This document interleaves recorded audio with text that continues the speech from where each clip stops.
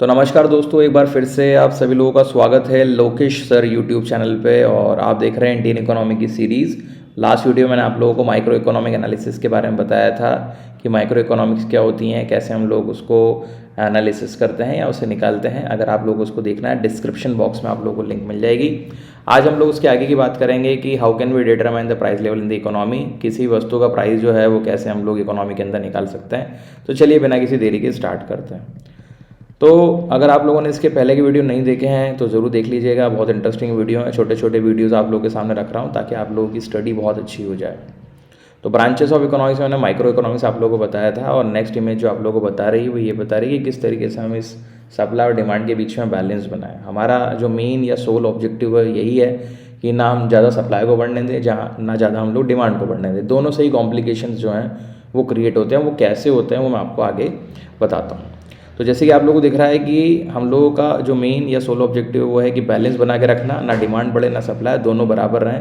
अगर आप इस इमेज को देख पा रहे हैं तो ठीक से देखिए, और मैं आप लोगों को एक एक करके इसको एक्सप्लेन करते चलता हूँ। देखिए, सबसे पहले मान लीजिए कि इकोनॉमी में कोई भी डिमांड कर्व है। ये जो वर्टिकल लाइन जो शो हो रही है ना, माफ़ कीजिएगा, हॉरिजॉन्टल लाइन जो शो हो रही है ये डिमांड कर्व है।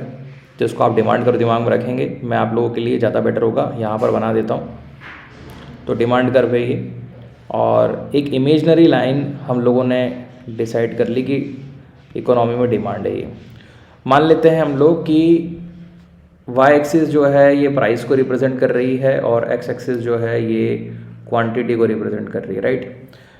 अब अगर मैं इसको 0 से लेकर 10 कंसिडर कर लूँ, ठीक, और ऐसा मैं मान लेता हूँ कि इसके बीच में कहीं पे पॉइंट ऑफ इक्विलिब्रियम है। क्यों? क्योंकि अभी लास्ट वाले वीडियो में मैंने आप लोगों को क्या बताया था, हम लोगों को बैलेंस बनाना है। तो अगर ये 0 है और ये 10 है तो यहाँ पर मैं इसको 5 कंसिडर कर सकता हूँ, राइट।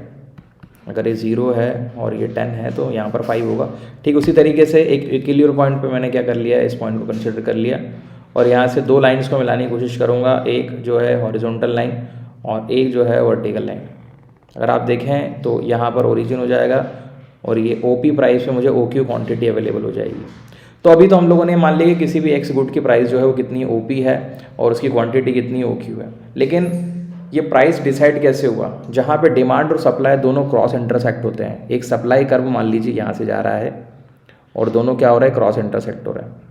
तो हम लोग उसको क्या मान लेते हैं, उसको हम लोग पॉइंट ऑफ इक्विलिब्रियम मान लेते हैं, बैलेंस का पॉइंट जिसको हम लोग बोलते हैं, जैसे कि पीछे वाला इमेज में शो हो रहा था।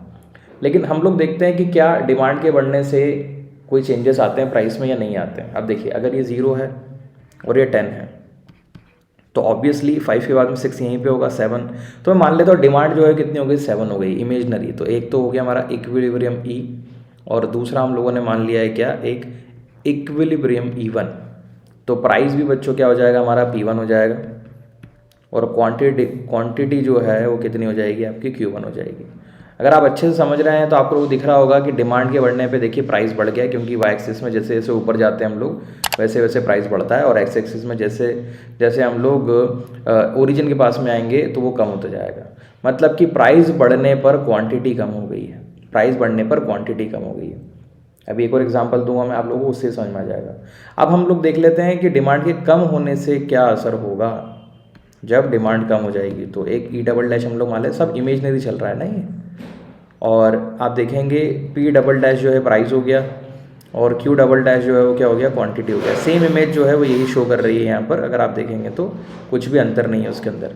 तो अगर आप ठीक से देख रहे हैं तो डिमांड के कम होने से प्राइस भी कम हो गया है, लेकिन क्वांटिटी बढ़ गई है। अब स्वाभाविक सी बात है, अगर आप अनियन लेने जाते हैं और उसका प्राइस है 100 kg, 100 रुपी पर केजी, तो आपको कितना मिलेगा, 1 किलो मिलेगा, राइट।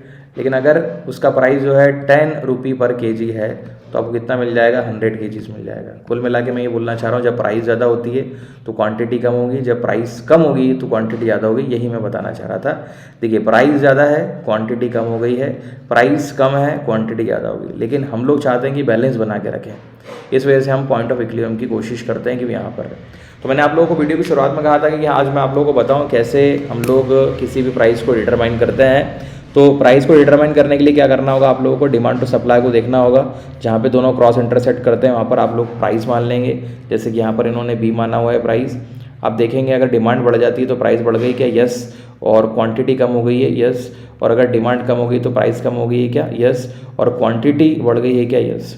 तो सिंपल सा फॉर्मूला है जिसको हम लॉ ऑफ डिमांड के रूप में बोलते हैं। Law of demand says that price increases, quantity demanded decreases and price increases and demand increases, price increases. अगर आपको एक सिंपल फॉर्म में याद रखना है तो ठीक है, कि जब जब डिमांड बढ़ेगी प्राइस बढ़ जाएगी, प्राइस के बढ़ने पे अगेन क्वांटिटी डिमांडेड क्या हो जाएगा, कम हो जाएगा। मतलब कि ज़्यादा पैसे पे कम वस्तुएं आप लोगों को मिलती हैं, कम मूल्य पे आप लोगों को ज़्यादा वस्तुएं मिलती हैं। ठीक, तो इंटरप्रिटेशन भी कुछ इसी तरीके से है, कुछ खासा उसमें अलग नहीं है, बट फिर भी मैं आप लोगों के लिए बता देता हूँ ताकि आप लोगों को चीज़ें जो हैं वो क्या हो जाएं, क्लियर हो जाएं।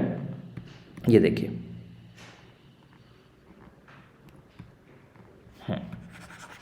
इसको हम मिटा देते हैं। ये